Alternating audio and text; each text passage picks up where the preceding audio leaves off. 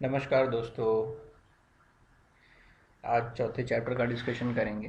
पहला चैप्टर हमने देखा था कि हिस्ट्री किस तरीके से बनती है। दूसरा चैप्टर हमने देखा हड़प्पन सिविलाइजेशन के बारे में। और तीसरा चैप्टर हमने देखा कि अ, वैदिक कल्चर के बारे में, वैदिक पीरियड एंड लेटर वैदिक पीरियड। हमने टाइम लाइन पे जो था ये हिस्ट्री का जो एवोल्यूशन हुआ है उसको देखा था, जिसमें हमने पहले देखा कि 10,000 बीसी से पहले का जो टाइम था वो ओल्ड स्टोन एज है। 10,000 बीसी से 6,000 बीसी तक का जो टाइम है वो है मीसोलिथिक। और 6,000 से 4,000 का जो टाइम है वो है नियोलिथिक। फिर चालकोलिथिक कल्चर की बात की थी, जिसमें हड़प्पन सिविलाइजेशन भी आती है। और वो लगभग 2500 बीसी तक रही। 2500 बीसी के बाद में आपके ये जो आर्यंस आए उसका डिक्लाइन हुआ, हड़प्पन सिविलाइजेशन का, इंडस वैली सिविलाइजेशन का। आर्यंस आए और वैदिक कल्चर का उसी समय ओरिजिन माना जाता है। तो वैदिक कल्चर में रिचुअल्स थी, वैदिक कल्चर में मंत्र थे, रिचुअल्स थे, उपनिषद थे। और एक प्रीस्टली क्लास थी जिसकी वजह से उनका डोमिनेंस पूरी सोसाइटी पे ज़्यादा था। तो क्या रीजन थे, what were the reason for the declining of the Vedic culture, वो भी देख लेते हैं। और what were the causes for the rising of Buddhism and Jainism, वो भी हम इस चैप्टर में देख लेंगे। तो आइए शुरू करते हैं इसको।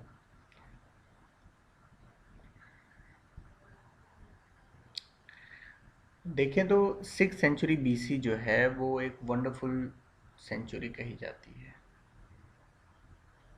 कैसे?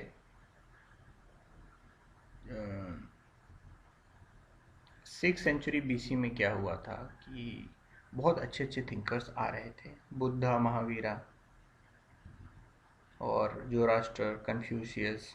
ये सब बहुत अच्छे अच्छे थिंकर्स आए और उन्होंने अच्छी अच्छी बातें की जिसका प्रभाव पड़ता था समाज के ऊपर। लोग सुनते थे उनकी बातों को। और इंडिया में क्या हो रहा था कि रिपब्लिकन इंस्टीट्यूशंस, मतलब कि जो लोगों के द्वारा बनाया गया इंस्टीट्यूट है वो ज़्यादा ऊपर आ रहे थे। मतलब रिपब्लिकन इंस्टीट्यूशंस जो थे वो स्ट्रांग हो रहे थे इस पीरियड में। तो ऑर्थोडॉक्स एलिमेंट तो सोसाइटी में थे ही, जो कि रिचुअल्स इन सब पे ज़्यादा फोकस करते थे, बट साथ ही साथ हेट्रोडॉक्स, अपोजिट टू ऑर्थोडॉक्स, वो भी बढ़ रहे थे। अब क्या हुआ कि रिलीजन तो, जैसे कि हमने बताया कि लेटर वैदिक पीरियड में रिलीजन कॉम्प्लेक्स होता गया, सेक्रीफाइसेस, मंत्रास एंड उपनिषद की फिलॉसफी, ये सब कॉमन मैन की समझ के बाहर था। तो हो क्या रहा था कि कॉमन मैन, या कह लो सोसाइटी, एक अल्टरनेटिव चाहती थी। और अल्टरनेटिव क्या था? अल्टरनेटिव जैनिज़्म और बुद्धिज़्म आ गए एज अ अल्टरनेटिव, क्योंकि इनका जो इम्पैक्ट था सोसाइटी पे वो रिमार्केबल इम्पैक्ट था, इसलिए उनका राइज बहुत फास्ट हुआ। अब causes for rise of Buddhism and Jainism में ये सबसे महत्वपूर्ण तथ्य है कि रिलीजियस कॉम्प्लेक्सिटी बहुत ज़्यादा बढ़ गई थी इंडिया में, जिसकी वजह से अनरेस्ट भी था थोड़ा सा लेटर वैदिक पीरियड में। वैदिक पीरियड को भी दो भागों में बांटा गया है, ऋग वैदिक या वैदिक, और फिर लेटर लेटर वैदिक। अब रिचुअल्स, सेक्रीफाइसेस, ये सब कॉम्प्लेक्स थे और ये सारे कॉमन लोगों को उसी तरीके से एक्सेप्टेबल नहीं थे, कॉमन लोग उनको समझ नहीं पा रहे थे। और ये सब जो कर्मकांड थे, कर्मकांड काफ़ी महंगे भी हो रहे थे। तो अब क्या हो सकता था? लोगों ने उपनिषद की तरफ देखा तो उपनिषद की जो टीचिंग्स थी वो बहुत कॉम्प्लेक्स इसलिए थी क्योंकि वो बहुत फिलोसॉफिकल थी, जो कि कॉमन मैन की समझ के बाहर थी। तो उनको कुछ कुछ चाहिए था जो कि शॉर्ट, सिंपल और इंटेलिजिबल वे हो, जिससे कि वो साल्वेशन को प्राप्त कर सके, क्योंकि सबके दिमाग में मोक्ष प्राप्त करना या इस टाइप की चीज़ें तो आ गई थी। पर कोई सरल तरीका नहीं दिख रहा था। अब सरल तरीका कहाँ से आया? सरल तरीका आया बुद्ध और महावीर से, क्योंकि कॉम्प्लेक्स टीचिंग्स उनको नहीं चाहिए थी। कॉम्प्लेक्स टीचिंग नहीं चाहिए थी उनको, चाहिए थी जो आसान भाषा में, उन्हीं की भाषा में उनको समझा दे। तो दूसरे और भी फैक्टर्स ये थे कि भाई कास्ट सिस्टम बहुत ज़्यादा सोसाइटी में, सोसाइटी को स्ट्रिक्टली या रिजिडली डिवाइड कर दिया गया। अब हायर क्लास जो थी उसको प्रिविलेजेस थी, लोअर क्लास को जो थी वो प्रिविलेजेस नहीं थी। और क्षत्रिय के ऊपर कौन बैठता था? ब्राह्मण बैठ रहा था। तो उनको भी कहीं ना कहीं अंदर से लग रहा था कि यार ये ब्राह्मण क्लास क्या है, मतलब कि क्यों आखिर ये हमें सारी चीज़ें बताते हैं। तो आप देखेंगे कि तो बुद्धा और महावीर ये दोनों जो थी वो क्षत्रिय ओरिजिन के हैं। तो इसलिए जो था कि कहीं ना कहीं वो भी अंदर से चाहते थे कि भाई हमारा, हम करते तो हैं पर ये हमको टीचिंग देते हैं। तो इसलिए भी कहीं ना कहीं अंदर से थोड़ा सा था उनके अंदर रिसेंटमेंट। फिर दूसरा, वैश्य जो कम्युनिटी थी वो ट्रेड करती थी। तो अब ट्रेड जब वो कर रही है तो वो पैसे भी कमा रहे हैं। तो पैसे कमाने के बाद उनको अपना स्टेटस इनहेंस करना है, लेकिन जो कि rigid caste system, world system follow हो रहा था तो वो पॉसिबल नहीं था। सो उन्होंने भी, इसीलिए वैश्यों ने भी जल्दी से जल्दी जैनिज़्म और बुद्धिज़्म को अपनाना शुरू कर दिया। और यही वो मर्चेंट क्लास है जिसने कि उसको बहुत ज़्यादा सपोर्ट किया है, बहुत ज़्यादा सपोर्ट किया है। फिर अब देखते हैं जैनिज़्म क्या है। जैनिज़्म जो है वो लाइफ ऑफ वर्धमान महावीर की है। उनका जन्म 1539 बीसी में हुआ था। और वैशाली में उनके पिता जो थे वो सिद्धार्थ और माता त्रिशला थीं। तो क्षत्रिय क्लैन के थे ये। तो इनकी लाइफ स्पैन क्या था? 539 बीसी टू 467 बीसी, 72 ईयर्स वो जिंदा रहे। और इनकी शादी यशोदा से हुई जिससे कि उनको एक डॉटर थी। That is not very important aspect. if you are not means appearing for state services, this is not important fact कि शादी किससे हुई, क्या हुई। but yes, if you are appearing for state services then it can be one of the important questions कि कौन थे उनके पिता, कौन थे, कहाँ पैदा हुए, क्या। because states services have tendency to ask certain very factual questions, so you should learn things from that angle also। शादी यशोदा से हुई, डॉटर थी एक। 30 साल की एज में एसेटिक, मतलब कि थोड़ा सन्यासी हो गए। 12 साल तक वन में भटके। 13वें साल उनको कैवल्य कैवल्य ज्ञान प्राप्त हो गया। कैवल्य मतलब विवेक का हाईएस्ट लेवल, विवेक बुद्धि का हाईएस्ट लेवल। वो ज्ञान, कैवल्य ज्ञान मतलब कि वो ज्ञान ऐसा है कि उस ज्ञान में सारे चीज़ें समाहित हैं। वो सब कुछ, सारी चीज़, संसार की सारे ज्ञान प्राप्त हुए, कैवल्य ज्ञान, हाईएस्ट लेवल ऑफ। फिर उसके बाद उनको महावीर कहा जाने लगा। पहले क्या नाम था? वर्धमान। फिर उनको क्या कहा गया? महावीर कहा जाने लगा। जिन, जिन मतलब जिसको सब मालूम है, जानना, जिन मतलब जानने से रिलेटेड, तो उनको जिन कहा गया, जिन। और उनके जो फॉलोअर्स थे उनको जैन बोला गया। इसी तरीके से वो रिलीजन चल गया। अब उन्होंने अपने डॉक्ट्रिन्स जो थे, अपने प्रिंसिपल्स, अपनी टीचिंग्स जो थी वो 30 साल तक बताए लोगों को। और उसके बाद उनकी मृत्यु हो गई, राजगृह में हो गई। राजगृह बहुत सारे राज्यों की राजधानी भी रहा है। तो देख लेते हैं बेसिक टीचिंग्स क्या थी। त्रिरत्न थे, 3 जेम्स जिसको बोलते हैं। अब वो कौन कौन से हैं? वो है राइट फेथ, सही विश्वास या सही आस्था। दूसरा राइट नॉलेज, सही ज्ञान। और थर्ड है राइट कंडक्ट। राइट फेथ क्या है? फेथ मतलब क्या है कि ठीक है, फेथ आप रखो, विजडम जो महावीर का था, महावीर की जो टीचिंग्स हैं उन पे आपकी फेथ अच्छी होनी चाहिए। और राइट नॉलेज, बुक में लिखा हुआ है कि राइट नॉलेज मतलब कि आपको ये नॉलेज होना चाहिए कि there is no god and the god word is being existing without a creator. तो आपको सबसे पहले महावीर की टीचिंग्स में भरोसा रखना है, नंबर एक। दूसरा, आपको ये नॉलेज होना चाहिए कि कोई भी गॉड नहीं है, और विश्व एक बिना किसी क्रिएटर के द्वारा ही चल रहा है। सारी चीज़ों में एक सोल है, सारी चीज़ों में सोल मतलब चाहे वो जीव है चाहे अजीव है, वो एक सोल है। थोड़ा डिफिकल्ट है समझना, बट इसको ऐसे ही समझ लीजिए। इन्होंने कहा कि 5 ग्रेट वोव्स हैं, 5 प्रतिज्ञाएं हैं।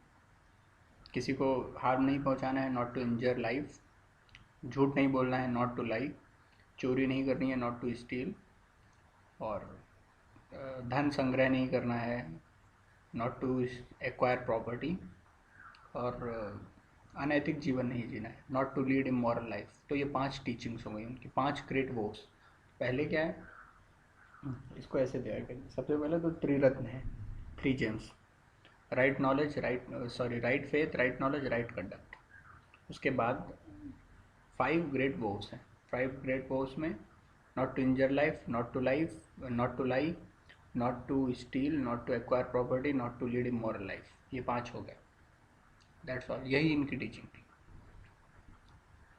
फिर उन्होंने कहा कि संघ बनाएं, संघ में सभी लोगों को ये सारे नियम का पालन करना था, और ख़ास तौर से डॉक्ट्रिन ऑफ अहिंसा। इसके बिना आप नहीं बन सकते जो महावीर आपको बनाना चाहते हैं। दूसरा उन्होंने कहा कि सभी के पास, बोथ एनिमेटेड इनएनिमेटेड, सभी के पास सोल है, आत्मा है। और कॉन्शियसनेस का जो लेवल है वो अलग अलग है। The possesses life and feel pain when they are injured, इसलिए इंजर मत करो। सबके पास जीवन है, सभी को पेन होता है। और this point is very important, this point please note that. ये पॉइंट ये है कि महावीर ने वेद की अथॉरिटी को रिजेक्ट कर दिया था। He rejected the authorities of Veda and question the Vedic rituals.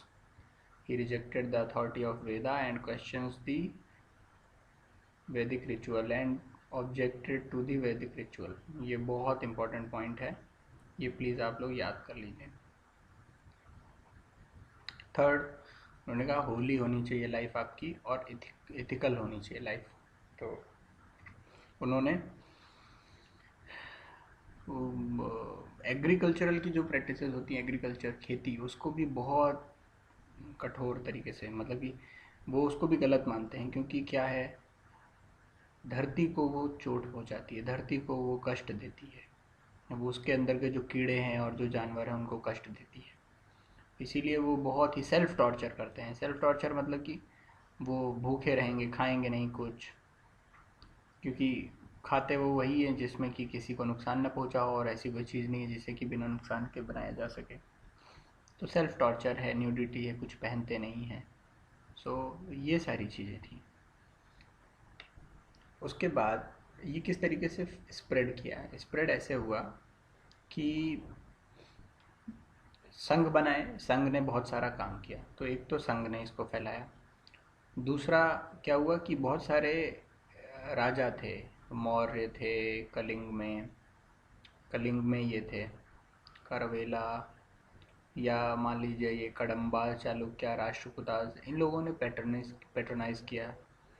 और फिर इसके 2 भाग हो गए। पहला भाग तो ये था कि एक था भद्रबाहु, चंद्रगुप्त मौर्य के साथ वाला, जो कि जब गंजिस वैली में जब एक वो आया था, फेमाइन आया था, तो कुछ लोग चंद्रगुप्त मौर्य और भद्रबाहु के साथ में कर्नाटक की ओर प्रस्थान कर दिए थे। श्रावण बेलगोला, श्रावण बेलगोला की तरफ, ठीक है। और दूसरे लोग, कुछ लोग स्थूल बाहु के साथ वहीं पे रुक गए थे, स्थूल बाहु के साथ रुक गए थे। तो अब देखिए, स्थूल बाहु के साथ में जो लोग वहाँ पे रुक गए थे, उनको हम दिगंबर नाम से जानते हैं, दिगंबर। और जो लोग चले आए थे कर्नाटका में, उनको हम श्वेतांबर कहते हैं। फिर देख लेते हैं जैन काउंसिल्स कब हुई। जैन काउंसिल्स बेसिकली 2 हुई थी। पहली तो स्थूल बाहु में, स्थूल बाहु ने करवाई थी, और दिगंबर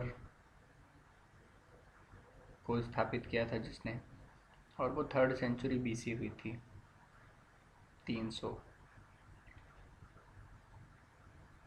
और जो दूसरी काउंसिल हुई थी वो वल्लभी में हुई थी, वो 500 AD, मतलब ये जो हम 1900 या 2017 में हैं, तो 2017 यानी कि 1200 साल पहले, 1500 साल पहले लगभग ये। और ये जीरो उधर 2000 और ये हुई थी लगभग 2300 साल पहले। दोनों में डिफरेंस है, एक बिफोर कॉमन एरा है, एक कॉमन एरा में है। ठीक है, तो ये जो दूसरी काउंसिल हुई थी वल्लभी में, उसमें 12 अंग मतलब 12 अंगों की स्थापना करवाई थी। जैन लिटरेचर है उसका कंपाइलेशन हुआ था। तो ये हुआ था जैन काउंसिल्स में, 2 काउंसिल्स, एक आपकी पाटलिपुत्र में हुई थी और दूसरी वल्लभी में हुई थी, याद रखिए। फिर बुद्धिज़्म के बारे में बात करते हैं। तो गौतम बुद्ध की लाइफ जो है वो यहाँ से शुरू हुई, 567 BC से 487 BC तक चली। यहाँ पे इन्होंने लुम्बिनी में शुद्धोधन, उनके जो पिता थे, उनके यहाँ जन्म लिया था। और शक्य क्लैन के थे, शक्य कुल के थे। मदर माया देवी थी, माँ का देहांत हो गया था, तो आंटी ने पाला था इनको। 16 साल की उम्र में यशोदा से विवाह हो गया था, राहुल नाम का पुत्र था। जब उन्होंने एक बूढ़े मनुष्य, बीमार मनुष्य और एक लाश को देखा तो उनका मन विचलित हो गया। उन्होंने सामान्य जीवन छोड़ करके एक एसेटिक लाइफ, मतलब तपस्या या संन्यास की तरफ मुँह कर लिया। 7 साल तक भटकने के बाद जब उन्हें ज्ञान प्राप्त हुआ तो बोधि ट्री के अंदर ज्ञान प्राप्त हुआ था, जो कि बोध गया जो बिहार में है वहाँ पे हुआ था। तो इसीलिए उनका नाम बुद्ध पड़ गया, बुद्ध पड़ गया। बिहार में वहाँ पे महाबोधि टेम्पल भी है, तो ये इसी की वजह से। और उन्होंने जो पहला लेक्चर था वो कहाँ दिया था? सारनाथ में। सारनाथ मुंबई से 30 किलोमीटर दूर है, 30 से 40 किलोमीटर दूर है। वहाँ पे उन्होंने अपने 5 शिष्यों को पहला लेक्चर दिया था, और उनकी मृत्यु कुशीनगर में हो गई थी 80 साल की एज में। तो ये तो उनका जीवन परिचय हो गया। अब आइए देख लेते हैं कि किस तरीके से काम हुआ आगे। तो उनके 5 प्रमुख शिष्य थे। पहला सरीपुत्र, मोगलान्ना, आनंद, कश्यप, उपाली। तो ये 5 उनके शिष्य हुए हैं जो कि प्रमुख हैं। हुए तो बहुत सारी हैं, लेकिन ये 5 प्रमुख हैं। और प्रसेनजित, कौशल के प्रसेनजित और बिंबिसार और अजातशत्रु मगध के, ये इन्होंने उनको पैट्रनाइज किया है उस समय। और बहुत सारी जगहों पे बुद्ध भगवान घूमे, बनारस, राजगृह, श्रावस्ती, वैशाली, नालंदा, पाटलीग्राम। और कभी भी उन्होंने अपने आप को ये फ्रूटलेस क्वेश्चन जो कि गॉड, सोल, इन सब में नहीं डाला था। उन्होंने हमेशा ऐसी टीचिंग दी जो कि right faith, sorry right conduct, right behaviour, इन सब पे है। आदमी को कर्म अपना ठीक कर लेना चाहिए, अगर कर्म ठीक कर लिया तो उसको दुख नहीं होगा। इन सब पे ज़्यादा फोकस किया रादर देन कि सोल और इन सब सारी चीज़ों पे फोकस करने के। आगे देखते हैं टीचिंग्स कौन सी हैं बुद्ध की। तो इन्होंने 4 नोबल दिया है कि भाई दुख इसलिए हो रहा है क्योंकि आदमी के अंदर दुख, दुख तो पूरे संसार में है। दुख क्यों है? क्योंकि आदमी के अंदर डिज़ायर है, नंबर 2, ये वाला पॉइंट। और फिर डिज़ायर से अगर हम मुक्ति पा लेंगे तो सफरिंग कैन बी रिमूव्ड, हम दुख से मुक्ति पा सकते हैं। और डिज़ायर से मुक्ति कैसे पाएँ? 8 फोल्ड काम कीजिए, 8 फोल्ड पाथ। 8 फोल्ड मतलब 8 स्तर के कार्य हैं। कैसे करेंगे 8 स्तर का जीवन? पहला उन्होंने कहा कि सही देखो, सही निर्णय करो, सही बोलो, सही व्यवहार करो, सही कमाओ, सही प्रयास करो, सही दिमाग से सोचो और सही जगह पे ध्यान एकत्रित करो। तो राइट का मतलब केवल राइट नहीं है, राइट का मतलब पायसनेस से है, पवित्रता से है, नैतिकता से है। ठीक है, तो ये इन्होंने 8 फोल्ड 8 फोल्ड जो है पाथ बता दिया। आगे देखते हैं। उसके बाद इन्होंने कहा कि कभी भी बुद्ध भगवान, सोल, इन सब की क्वेश्चंस में अपने आप को फंसाया नहीं। हमेशा उन्होंने लॉ ऑफ कर्मा की बात की। लॉ ऑफ कर्मा में ये उन्होंने बताया कि आपको एट फोल्ड पाथ पे अपना जीवन जीना है, जिससे कि आपके दुख से मुक्त हो जाएंगे और फिर आपको कोई डिज़ायर नहीं रहेगी, दुख से मुक्त हो जाएंगे और यही जीवन आपको अच्छा लगने लगेगा। सोल ओल के बारे में नहीं बताया, ना पुनर्जन्म, ना गॉड, इन सब चीज़ों के बारे में उन्होंने नहीं बताया। अच्छा, दूसरा ये था कि वो बहुत प्यार करते थे ह्यूमन बींग्स को और लिविंग क्रिएचर्स को, बहुत ज़्यादा प्यार करते थे। इवन जब भी उनको बहुत ज़्यादा उनको आप प्रोवोक करोगे, उकसाओगे, तब भी वो हमेशा प्यार से ही बात करेंगे। तो उनका जो रिलीजन था, वो रिलीजन मतलब वो कुछ ऐसा रिलीजन ना हो करके वो एक मॉरलिटी बेस्ड प्रिंसिपल था, मॉरलिटी बेस्ड।